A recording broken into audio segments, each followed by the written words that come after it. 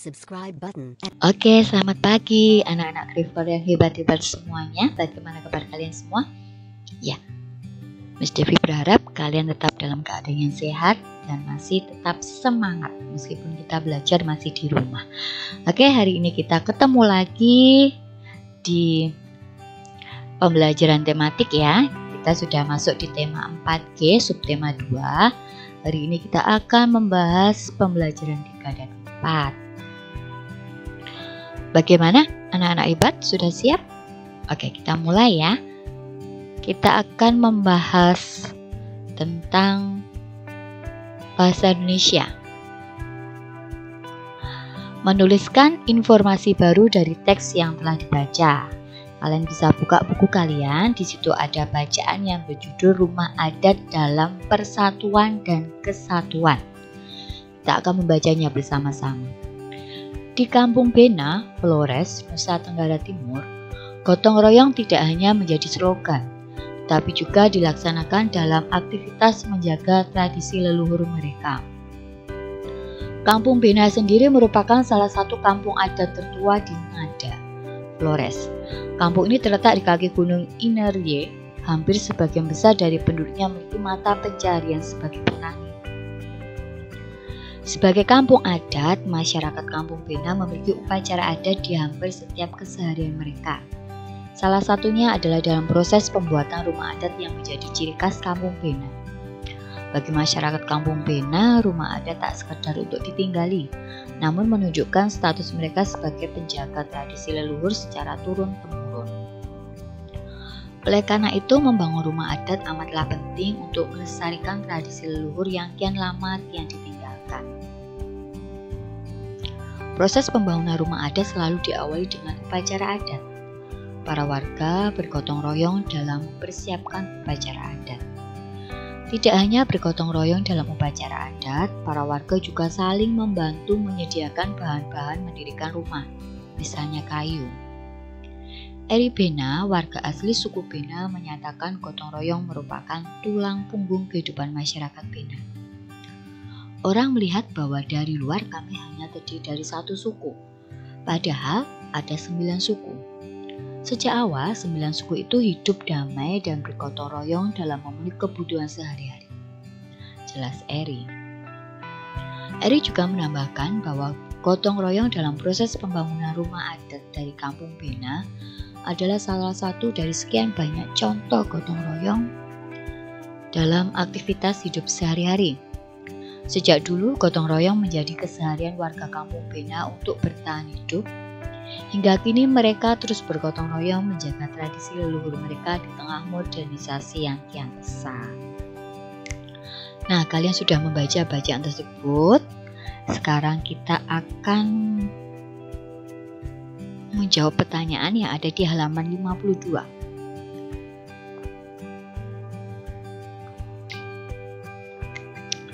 Pertanyaan nomor 1, di manakah letak Kampung Bena? Jika kalian sudah membacanya, kalian pasti tahu. Ya, di kaki Gunung Inerye, Flores di Nusa Tenggara Timur. Pertanyaan kedua, apa yang biasa dilakukan oleh masyarakat Kampung Bena dalam pembuatan rumah adat? Ya, proses pembangunan rumah adat itu selalu diawali dengan upacara adat. Masyarakat selalu bergotong royong dalam mempersiapkan upacara adat tersebut. Pertanyaan ketiga, tuliskan informasi baru yang kamu temukan dari teks di atas. Di sini, David menemukan masyarakat Kampung Bena terdiri dari 9 suku, tapi mereka selalu bergotong royong dalam memenuhi kebutuhan hidup sehari-hari dan menjaga tradisi leluhur mereka. Nah, jawaban yang sudah kita bahas ini bisa kalian tulis di buku kalian ya untuk belajar. Oke, sekarang kita akan belajar menuliskan gagasan pokok dan informasi baru dari teks. Kalian bisa buka buku kalian, di situ ada sebuah bacaan pawai pakaian adat wujud cinta budaya. Kita akan membaca bersama-sama. Ratusan siswa SMA Negeri 1 Kalianda menggelar pawai budaya dalam rangka memperingati Hari Pendidikan Nasional atau Hardiknas tahun 2016. Menariknya, seluruh siswa berpawai dengan menggunakan pakaian adat dari Sabang sampai Merauke. Wakil Kepala Sekolah Hernani MPD menyatakan bahwa pawai tersebut diikuti oleh total 800 orang siswa kelas 10 dan 11 dengan pakaian adat lengkap. Diharapkan hal tersebut dapat menambahkan rasa persatuan dan kesatuan serta rasa cinta akan adat dan budaya yang ada di Indonesia. Demikian pula halnya dengan ratusan siswa TK sekecamatan Kota Bangkalan yang mengadakan pawai pakaian adat dari Sabang sampai Merauke. Diikuti oleh 42 lembaga pendidikan TK, pawai ini diadakan dalam rangka memperingati Hari Kemerdekaan Republik Indonesia. Asisten Kresra Bupati Bangkalan, Dr. Hasanuddin Buhori menyatakan bahwa dengan adanya pawai pakaian adat sejak dini, anak-anak dapat mengetahui asal daerah pakaian adat yang mereka pakai. Dengan begitu, anak-anak dapat memahami keanekaragaman suku dan budaya bangsa yang tersebar dari Sabang sampai Merauke. Tak kalah menarik, ratusan siswa SD turut memeriahkan HUT Kemerdekaan RI. Di Aceh, dengan pawai pakaian daerah berbagai suku yang ada di Indonesia diikuti oleh 11 sekolah dasar sekecamatan Kota Kuala Simpang dan 2 sekolah dasar dan dari kecamatan Rantau. Pawai pakaian adat berlangsung meriah. Kepala UPTD Pendidikan 3 Syamsunaidi SPD menyatakan bahwa kegiatan ini dilangsungkan selain memeriahkan ulang tahun kemerdekaan bangsa, juga sebagai upaya memupuk rasa persatuan dan kesatuan serta menumbuh kembangkan nilai-nilai kebangsaan para peserta didik. Nah, kalian sudah membaca bacaan tersebut, sekarang kita akan membahas pertanyaan yang ada di halaman 60. Kalian bisa perhatikan dan bisa menuliskannya di buku kalian. Nomor 1, buatlah 5 pertanyaan berdasarkan bacaan tersebut. Ya, kita akan membuat 5 pertanyaan. Yang pertama, dalam rangka memperingati apa siswa SMA Negeri 1 Kalianda menggelar pawai budaya? Berapa jumlah siswa yang mengikuti pawai tersebut? Kemudian, apa tujuan diadakan pawai pakaian adat siswa TK sekecamatan Kota Bangkalan? Yang keempat, dalam rangka apa diadakan pawai pakaian adat siswa TK sekecamatan Kota Bangkalan? Dan yang terakhir, kegiatan apa yang diadakan di Kota Kuala Simpang untuk memeriahkan HUT Kemerdekaan RI? Yang kedua, carilah makna dari kosakata berikut. Di situ ada 5 kosakata baru. Yang pertama, menggelar. Makna kosakata tersebut adalah mempertontonkan. Yang kedua, tersebar, maknanya terhambur atau terserak-serak. Yang ketiga, meriah, yaitu maknanya ramai yang bersifat sukaria. Keempat, menumbuh kembangkan, maknanya menjadi lebih berkembang. Dan yang kelima, lembaga pendidikan, yaitu tempat berlangsungnya proses pendidikan. Pertanyaan ketiga, setelah menemukan arti kosakata pada nomor 2, buatlah kalimat menggunakan kosakata tersebut. Nih ada 5 ya pertanyaan, ada 5 kalimat. Yang menggelar itu SD Nobel menggelar pawai budaya dalam rangka memperingati HUT Kemerdekaan RI. Kemudian yang kedua, tersebar. Bangsa Indonesia memiliki keanekaragaman suku dan budaya yang tersebar dari Sabang sampai Merauke.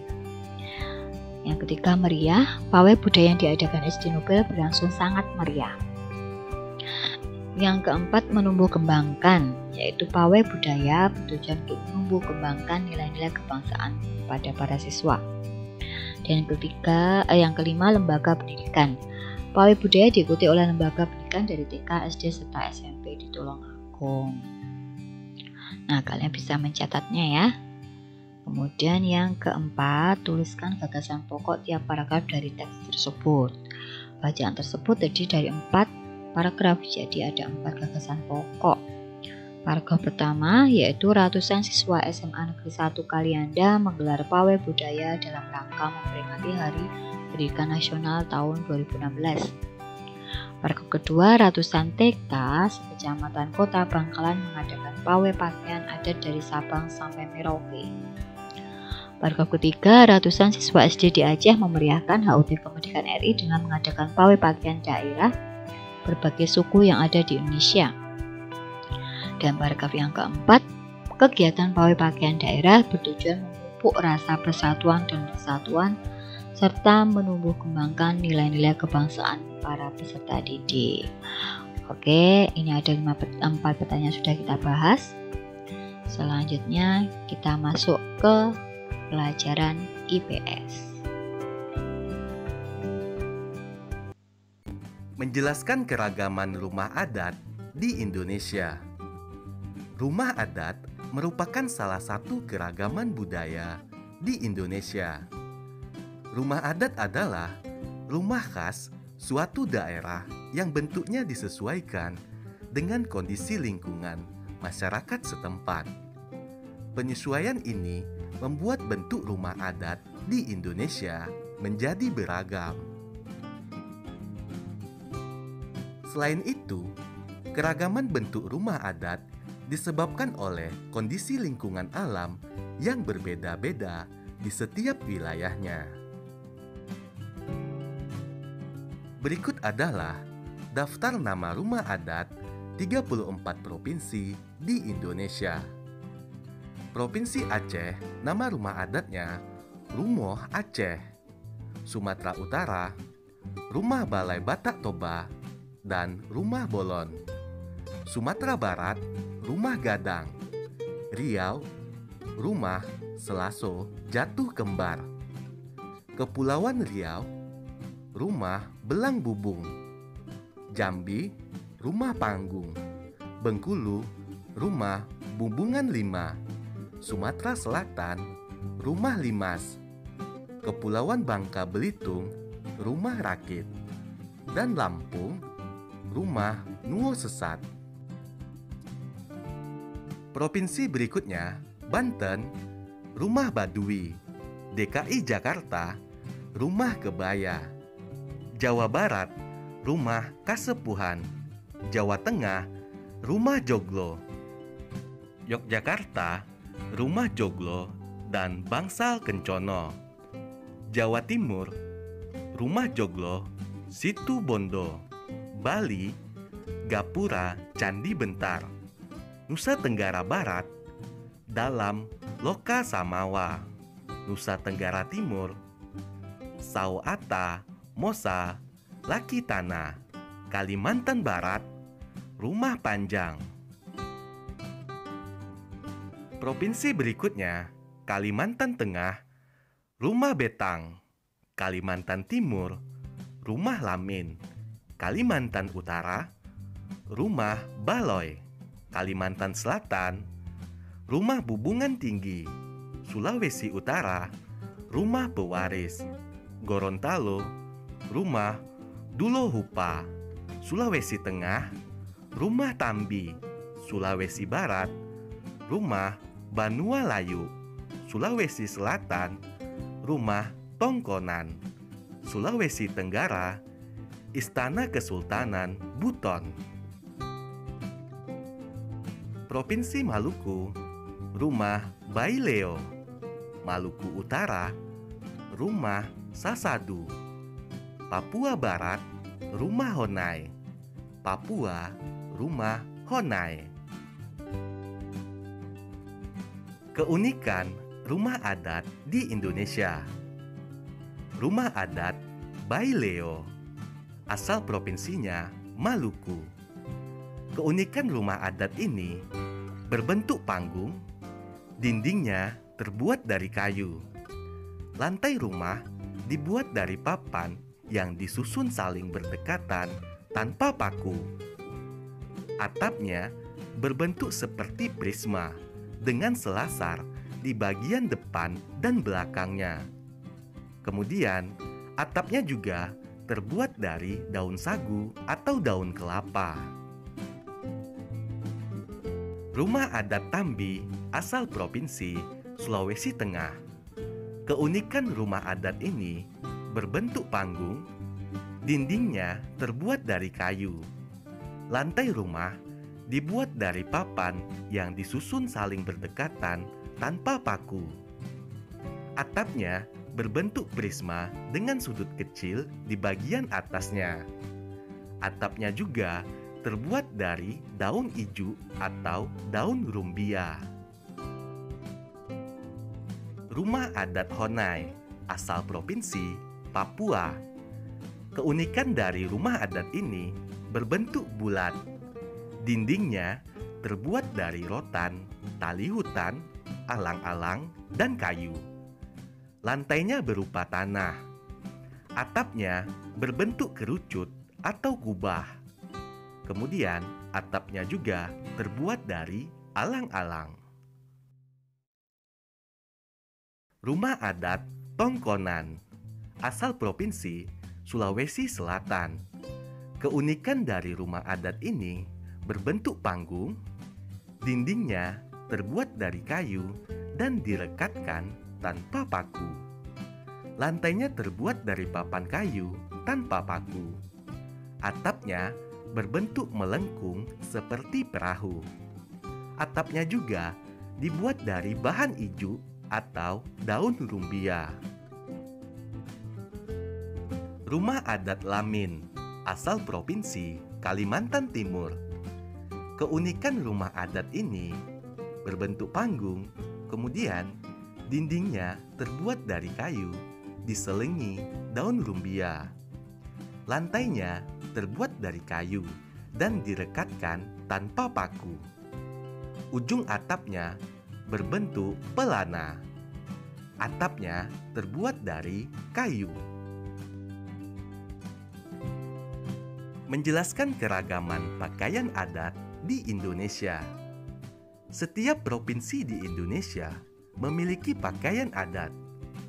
Pakaian adat disesuaikan dengan kondisi alam dan sosial masyarakatnya. Pakaian adat biasanya digunakan pada acara-acara tertentu, misalnya pesta adat atau pernikahan. Pakaian adat umumnya terdiri atas baju, celana, penutup kepala, perhiasan, dan juga senjata tradisional. Setiap provinsi memiliki pakaian adat dengan ciri khasnya masing-masing. Berikut beberapa contoh pakaian adat di Indonesia. Wilayah Sumatera, nama pakaian adatnya Ule Balang, Aceh; Ulos, Sumatera Utara; Bundo Kanduang, Sumatera Barat; Indragiri, Riau; Belanga, Kepulauan Riau; Aesan Geda dan Aesan Pasango, Sumatera Selatan; Paksian, Bangka Belitung, serta Tulang Bawang dari Lampung. Kemudian, wilayah Pulau Jawa. Baju pangsi dari Banten, pakaian adat Betawi DKI Jakarta, kebaya Jawa Barat dan Jawa Tengah, kasatrian Daerah Istimewa Yogyakarta, dan pesaan Jawa Timur. Wilayah Kalimantan, nama pakaian adatnya baju perang dari Provinsi Kalimantan Barat, baju pangantin Bagajah, gamuling, baular lutut dari Kalimantan Selatan. Selanjutnya, wilayah Pulau Sulawesi. Biliu, Gorontalo, pakaian adat suku Tolaki dari Sulawesi Tenggara, baju Enggambe, Sulawesi Tengah, baju Bodo dari Sulawesi Selatan, dan pakaian adat Mandar dari Sulawesi Barat. Selanjutnya, wilayah Pulau Maluku. Baju Cele dari Maluku dan pakaian Manteren Lamo, Maluku Utara. Pulau Papua, pakaian adat Ewer, Papua Barat, dan pakaian adat Papua, Provinsi Papua. Keunikan pakaian adat di Indonesia. Pakaian adat Bali. Keunikan dari pakaian adat ini, pakaian adat pria Bali terdiri dari ikat kepala atau udeng, kain songket saput, dan sebilah keris terselip di pinggang bagian belakang. Pakaian adat perempuannya yaitu berupa kain songket, setagen songket atau meprada, dan selendang atau senteng. Kemudian bagian kepala memakai hiasan bunga emas dan bunga Kamboja. Pakaian adat Kalimantan Timur. Keunikannya, pakaian adat pria dari Kalimantan Timur memakai tutup kepala atau topi yang berhiaskan bulu-bulu enggang, baju rompi, dan kain tenun sebatas lutut. Sebuah tameng dengan hiasan yang khas berada di tangannya. Berikutnya, pakaian adat perempuan dari Kalimantan Timur memakai topi dengan hiasan yang khas, baju rompi, serta kain atau rok dengan warna dan hiasan yang khas pula. Pakaian adat Jawa Barat. Keunikannya, pakaian adat pria berupa tutup kepala atau destar, berjas dengan leher tertutup atau jas tutup, dan berkain batik. Pakaian adat perempuannya memakai baju kebaya dan berkain batik. Rumah adat Sulawesi Selatan. Keunikannya, pakaian adat pria Sulawesi Selatan berupa tutup kepala yang disebut pas sapu, baju yang disebut bela dada, sarung, dan keris yang disebut tata topeng. Pakaian adat wanita berupa baju lengan pendek, sarung, hiasan kepala, dan kalung. Pakaian adat Jambi. Keunikannya, pakaian adat pria dari Jambi ini memakai penutup kepala yang disebut lacak, baju kurung, kain songket yang melingkar di tengah badan, dan kalung bersusun. Sedangkan untuk pakaian adat perempuannya memakai mahkota, baju kurung, berkain songket, dan kalung bersusun. Oke, kalian sudah memperhatikan tentang penjelasan tentang pelajaran materi PS. Sekarang kita masuk ke pelajaran PPKN. Silakan kalian perhatikan penjelasan berikut ini. Menjelaskan keragaman rumah adat dan cara pelestariannya. Setiap rumah adat memiliki makna tersendiri bagi masyarakat suatu daerah. Keragaman bentuk dan makna setiap rumah adat membuat Indonesia semakin indah dan kaya. Untuk itu, penting bagi kita untuk melestarikan rumah adat tersebut. Usaha pelestarian yang dapat kita lakukan adalah sebagai berikut. Yang pertama, mempromosikan keindahan rumah adat suatu daerah sesuai pengetahuanmu.